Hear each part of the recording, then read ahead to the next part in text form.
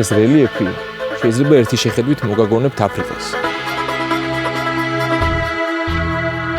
ჩვენ ჯავახეთის ეროვნულ პარკში ვართ და ჩემს უკან არის ხოზაფინის ტბა, იგივე კარწახის ტბა. ჩვენ ახლა გზას მივიკვრევთ გულგენიანის ჩანჩქერისკენ და ეს გზა 4 კილომეტრს მოიცავს. აი ამ ადგილებში ახლა დადიან გლები, ფოცხვერები, გარეული კახები, ფასკუნჯები, კაკბები. ჩემს უკან თქვენ ხედავთ კაკბებს. ამ ტბის ერთი ნაწილი არის თურქეთის ტერიტორიაზე, მეორე კი ჩვენ საქართველოს გვეკუთვნის.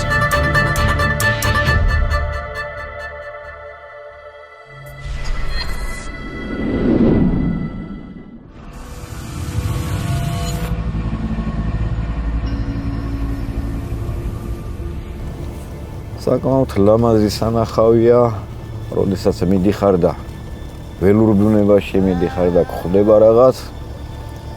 მარტო ბუნებას კი არ აკვირდები უკვე იმ ბუნებაში ცხოვრებ ფრინველებსთან.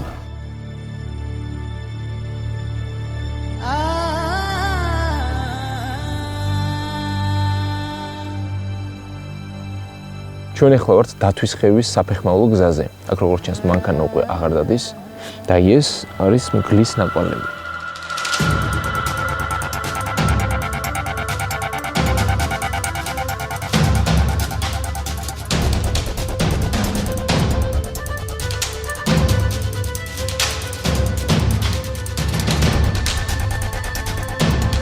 როგორ უნდა გავარჩიოთ მგლის კვალი ძაღლის კვალისგან. უკანა თათებს პრაქტიკულად ერთაც რო გადადგავს, მეორეთაც იგივე კვალში დგავს. ხშირ შემთხვევაში მგლის კვალს ამიტომ ხედავთ ხოლმე სამს, წინა 2 თათი და უკანა 1. აი აქ უფრო უკეთესად ეტყობა, ეს უკანა თათების კვალი არის.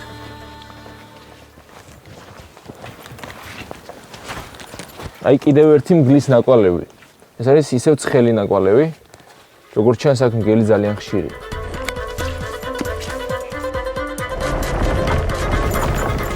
ეს ნიჟარები ითვლის მილიონობით წელს. ანუ ეს ნიჟარები იმდროინდელია, როდესაც აი ამ ადგილზე იყო ზღვა. როდესაც ნიადაგი ქვემოდან ამოვიდა, აი ეს ნიჟარები ჩაეკირა მიწაში. და დღეს ჩვენ ვხედავთ მილიონობით წლის წინანდელ ნიჟარებს.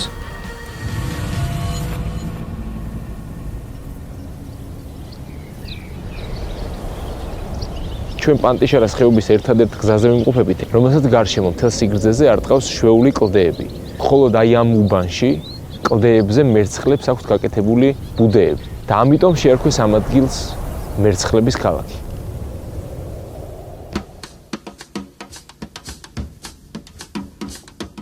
ხშირ შემთხვევაში მოდიან ვიზიტორები ფეხით, ტელეფონი არ იჭერს, არანაირი კომუნიკაცია არ არსებობს სხვა, უტარებთ ინსტრუქტაჟს, როგორ უნდა მოიქცნენ ველურ პირობებში. კარგად ხედავთ აქ ადამიანი არ არის, არაფერი არ არის. არის მომენტები, როდესაც მარტო გადაადგილდება. მას აუცილებლად უნდა დაელაპარაკო რა და როგორ შემთხვევაში როგორ უნდა მოიქცეს. ეს ბინა არის, წყემსი არის, ოთარი ქვია, მეტსახელად გოჭი.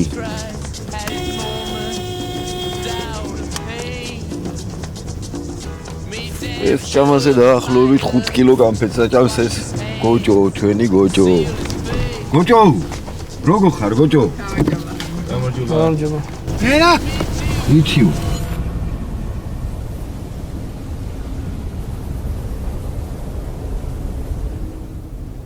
ასეთი მთები თქვენ შეგიძლიათ ნახოთ ამერიკაში.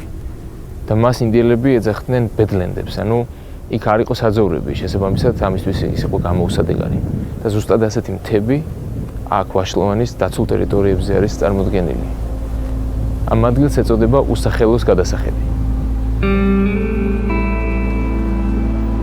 ეს უსახელოს გადასახედიდან მიჯნის ყურეში ჩასასვლელი საოცრად ექსტრემალური გზა არის.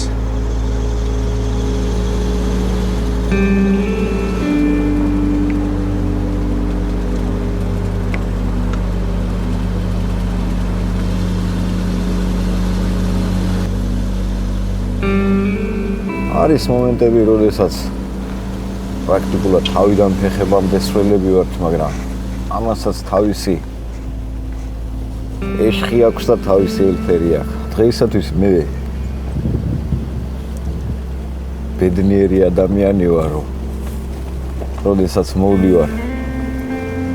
ამ ხდება ამდენი ფრინველი და ცხოველი. თუ არ გიყვარს ბუნება, ძალიან ძნელია ამ შემთხვევაში.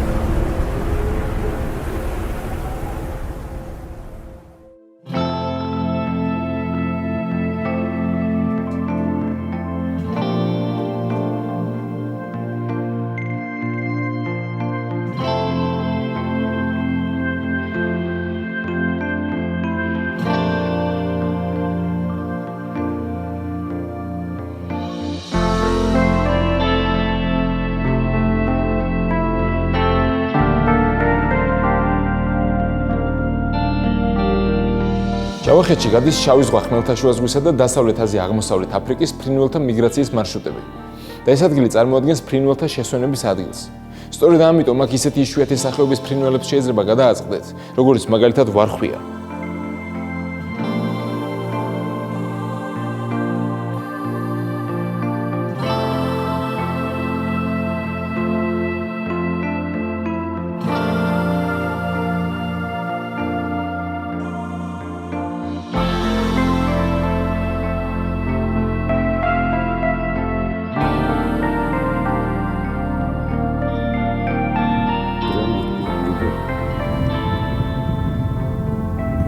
Видели? Вот сейчас большинство, они перелетели, остались только лисухи. Они постепенно плавают, не дают замерзаться. Они могут и месяц так останется, и потом только, когда уже сильные мороза будет, потом только они перелетают. Вот которые болеют, поздний выводок было, сейчас они остаются в лету, и вот лиса, они уже постепенно собирают их, уничтожают. Остальное все благополучно, как говорится, они уже улетают в теплые края. Вот большинство у нас и лебеди были в этом году. Вот в прошлом году фламинго были. Два вида, розовые и белые фламинго были. А в этом году не было, не знаю почему. Постоянно, каждый год они перелетали.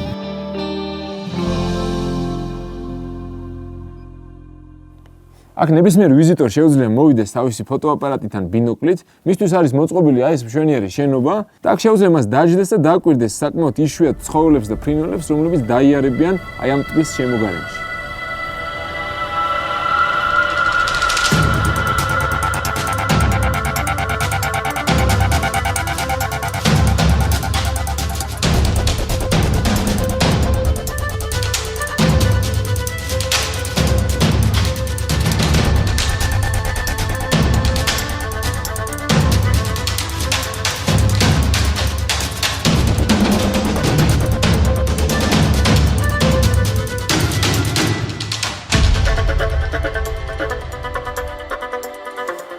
ეს ტბა ივსება მიწიდან ამოსული წყლებით. ერთ-ერთი ადგილი ესაა, საიდან მოდის წყალი. მთელი წელი მოდის.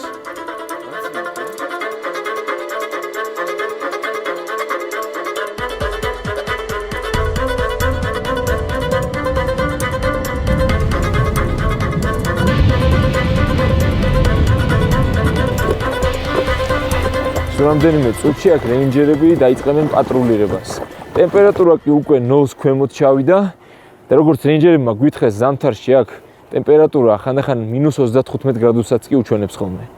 Рядом жил. И браконьеров не любил я. Не любил как? Они приезжали, что увидели, то убивали. Ну, охотники есть, нормальные охотники, раньше приезжали. Вот охотники приезжали, сезон открылся, 2 штуки, за удовольствие убивали, уехали. А есть люди, что приезжают, браконьеры, это точно браконьеры, варвары, мешками, вот рюкзаками патроны, что летает, той же птицы, они убивают. ჩვენს მუშაობას და ეკერძოთ რეინჯერის მუშაობაზე უფრო კარგად გეტყვიან თვითონ ფრინველები. ალბათ გაგიგებათ თუ როგორ გეტყვიან ფრინველები. დიახ, ადრესაც მივდიოდით დაცულ ტერიტორიებში, ჩვენს აკვეთილებში, ფრინველები ფრთხებოდნენ. რომ ახლა რომ მივდივართ, ფრინველები აღარ გვიფრთხიან. Наша работа, ну, надо сперва любить свою работу, чтобы работать. Я весь жизнь, вот у меня дома рядом было, я постоянно рядом был возле. Поэтому, когда душа тянет на эту работу, поэтому, когда с душой работаешь, ну, тогда у рейнджера все получается.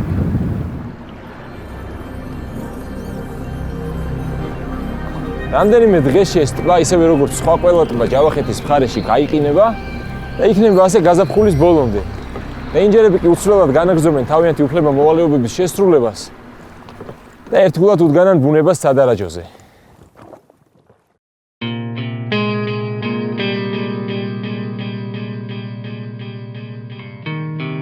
ჩვენ ახლა ვიმყოფებით საქართველოს უკიდურეს აღმოსავლეთში, ქალაქ ლაგოდეხში. ეს არის ლაგოდეხის დაცული ტერიტორიების ადმინისტრაცია. აი ამ კარის უკან კი იწყება ლაგოდეხის ნაკრძალი. თქვენ აქ შეგიძლიათ ეზიაროთ ველურ ბუნებას.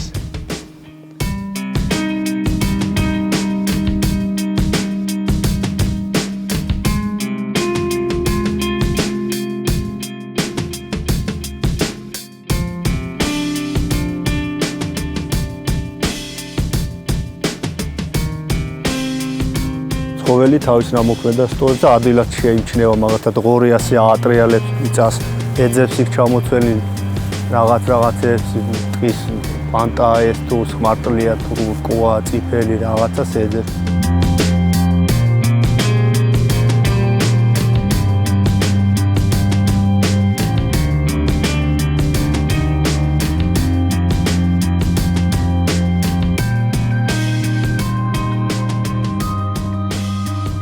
ეს არის უკვე ჩანჩქერის სამარშრუტო გზიდან იყოფა მარჯვენა მხარეს და მიდის ეს გზა დაღესტნისკენ ალპურ ზონაში გადის, სადაც სარგებლობს მხოლოდ და მხოლოდ რეინჯერები.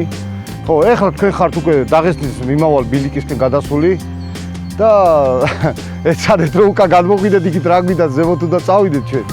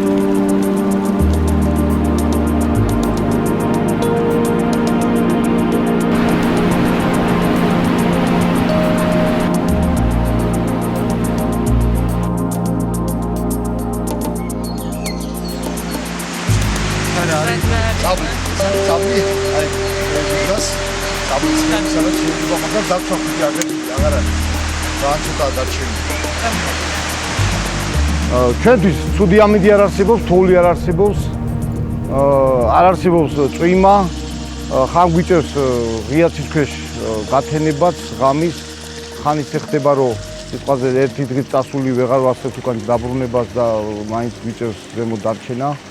ასე რომ ძალიან შრომატევადიანი საქმე გვაქვს. არის კარვებითაც დავდივართ ხოლმე, მაგრამ არის ადგილები, სადაც ქვაში ის არის რა, გამოქვაბულივითაა, კლდეში შეიძლება სადაც გააკეთო რეინჯერმა, ვინმე არ უნდა გაგიჭირდეს, რა თქმა უნდა.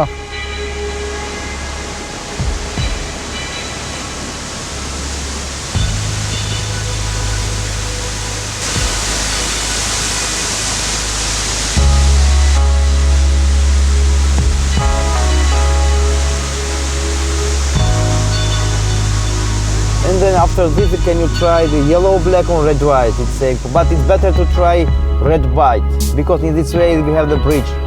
Yeah, is one of them going to the waterfall? Waterfall is a problem because one time you must cross the river without bridge.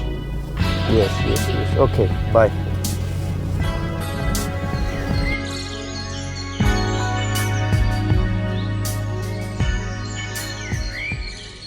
თუ თუ ჩვენ აღმოსავლეთ კავკასიონის სხვა ადგილებში ჯიხვის ერთეულ ეგზემპლარებს ხდებით, სახელმწიფო ნაგზლის ტერიტორიაზე, აქ დაცულ ტერიტორიებზე 50-100 სულიან ჯოგების ნახვა ჩვეულებრივ მოვლენას წარმოადგენს. ეს სარეინჯერო ბილიკია. ამ გზებზე ყოველ დღე პატრულირებენ რეინჯერები.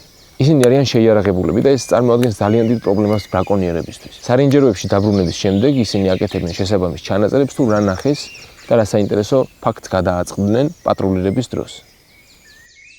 ჩვენ ახლა ვიმყოფებით მაწიმის სარეინჯეროში, რომელიც წარმოადგენს საქართველო-აზერბაიჯანის საზღვარს. აი ეს მთა ჩემს უკან წარმოადგენს უკვე აზერბაიჯანის ტერიტორიას.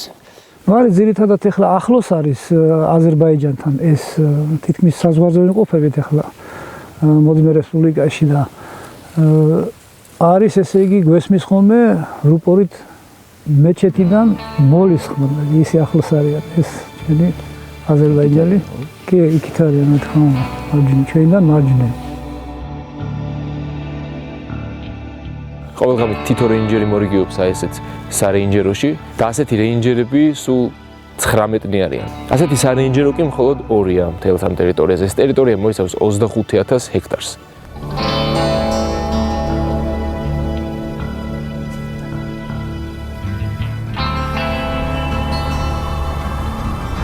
ეხლა ჩვენ ვიმყოფებით ნიკოლოზ რომანოვის ბილიკზე. ნიკოლოზ რომანოვის სახელობის იმიტომაა, რომ მეფის ძმა იყო აქ ჩამოსული, რომელიც იცავდა ამ ტყეს ტერიტორიებს. ეგრეთ წოდებული ეგერები ყავდათ აქ როგორც ტყისცველები დაყენებული და აქ არ შეიძლებოდა არც ნადირობა და არც ხიშჭრა. მხოლოდ მათ შეეძლოთ აქ შემოსულიყვნენ და ენადირათ ხოლმე. ტურისტები ხვდებიან როგორც წავსრულები ისევე ჩამოსულები, მათ უნდა მოთხოვო ბილეთი, ისინი არიან დარეგისტრირებული ადმინისტრაციაში, ვიზიტორთა ცენტრში, თხოვ ბილეთს და უწერ ხერს. რომ ნახა რეინჯერი შეხვდა და ჩემი ხელმოწერა აქვს რომ მე ვიყავი ეს რეინჯერი ნახე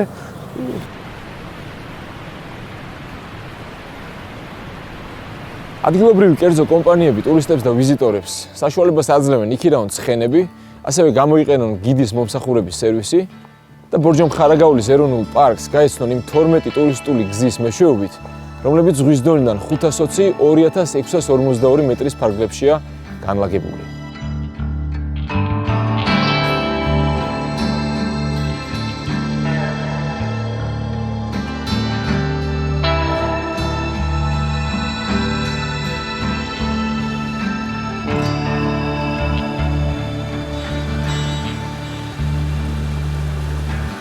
ბორჯომ-ხარაგაულის ეროვნული პარკის საერთო ფართობი 107,000 ჰექტარს შეადგენს, ხოლო ამ ტერიტორიის 75% უკავია ტყეს. სწორედ ამიტომ აქ რეინჯერის როლი ძალიან მნიშვნელოვანია. 4 წლის ვიყავი, როცა ფრიტოების ანთება მქონდა. რა ვიცი, მოვიარე მთელი სამცხე-ჯავახეთი, მაგრამ არ ვშველოდა არაფერი. მაშინ წავედი ესეთი სოფელი მაქვს რა ერთ-ერთი, სადაც ნაძვნარი და ფიჭვნარი არის. და იქ განვიკურდე. ბავშვობიდან შემიყვარდა რა სულ ტყეში დავდიოდი, დამტვერვაზე სულ სუნთქავდი სუფთა ჰაერს და რა ვიშველა. იქიდან მაქვს მოყოლებული ბუნების სიყვარული, აი თითოეული ხის სიყვარული და ყოველთვის მიხაროდა ხოლმე, როცა დიდ ხეს ვნახულობდი ხოლმე.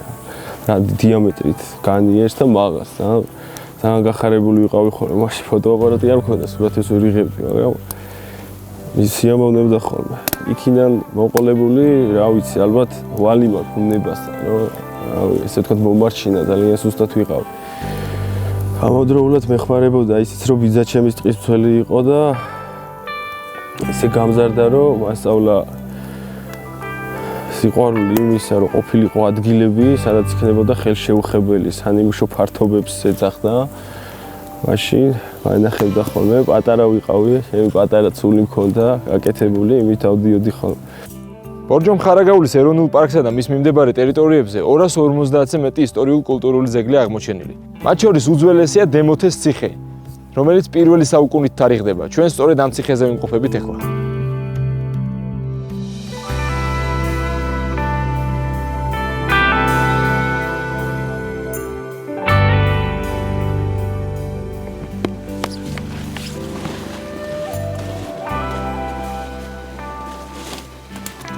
ფოტოხაფანგებს აქტიურად ვიყენებთ კვლევა მონიტორინგის საქმიანობაში, კერძოდ ფოტოხაფანგების მიერ გადაღებული სურათებით ამა თუ იმ ცხოველზე გვეხმარება რიცხოვნობის დადგენაში, ასევე ფოტოხაფანგებს ვიყენებთ ბრაკონიერების წინააღმდეგ ბრძოლაში. გვაქვს GSM ფოტოხაფანგები, რომელიც ონლაინ რეჟიმში აგზავნის არსებულ სიტუაციას და ცხელკვალზე ხდება ბრაკონიერების დაკავება და სამართალდარღვევის ფაქტის აღმოფხვრა. ეხლა ჩვენ ვიმყოფებით ერთ-ერთ რისკ ადგილზე, სადაც შეიძლება ბრაკონიერმა გაიაროს და სწორედ აქ მაქვს დამონტაჟებული GSM სისტემის ფოტოხაფანგი, რომელიც აგზავნის სურათს მითითებულ ტელეფონის ნომერზე და ელექტრონულ ფოსტაზე და ჩვენ ეხლა შეგვიძლია ვნახოთ სურათი, რომელიც გამომიგზავნა ტელეფონზე.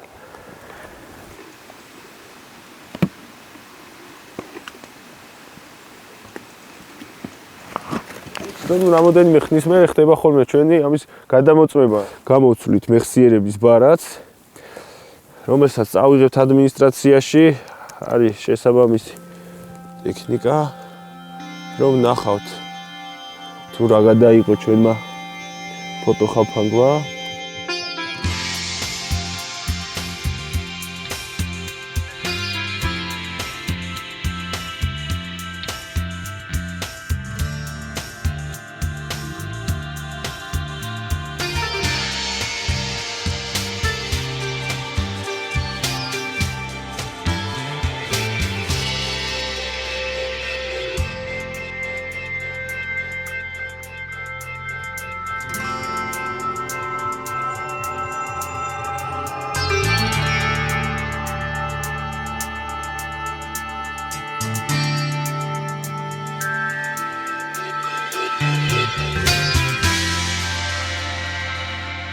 ეს ყველაფერი მოითხოვს ხويرს, ესე ადვილი არ არის.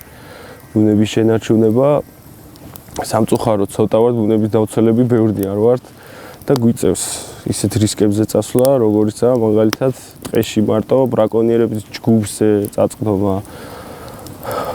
ბორჯომხარაგაულის ეროვნული პარკის თანამშრომლებს და მთლიანად დაცულ ტერიტორიებს მაგალითი გვაქვს.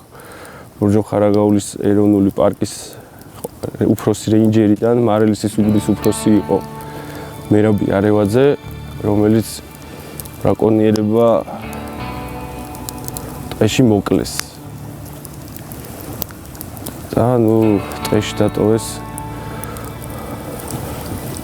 მის ვიცნობდით ყველა დადებითად ვაფასებთ, ყველას დადებითი მოგონებები გვაქვს მერაბისთან დაკავშირებული. ადამიანი იყო უწესიერესი, ბუნების შვილი იყო, ფიზიკური შესაძლებლობები, არ ვიცი, საზღვარი არ ქონდა მაგ ადამიანის ფიზიკური შესაძლებლობები.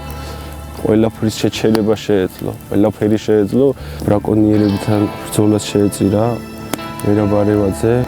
დიდი მადლობა იმ ადამიანს, რომლის ამბავით სულ თვალწინ მიდგება და სულ მახსენდება, როცა რამე წინაღობას ხედავ, როცა ბრაკონიერთან შეხვედრა მიწევს, თუნდაც ხისჭერთან, ესევე მონადირესთან, ნებისმიერ შემთხვევაში წინ მიდგას მისი სული, მისი თვალები, მისი სახე, მისი შემართება და მისი თავდადება, რომელიც გმირულად გარდაიცვალა და ამ საქმეს შეეწირა.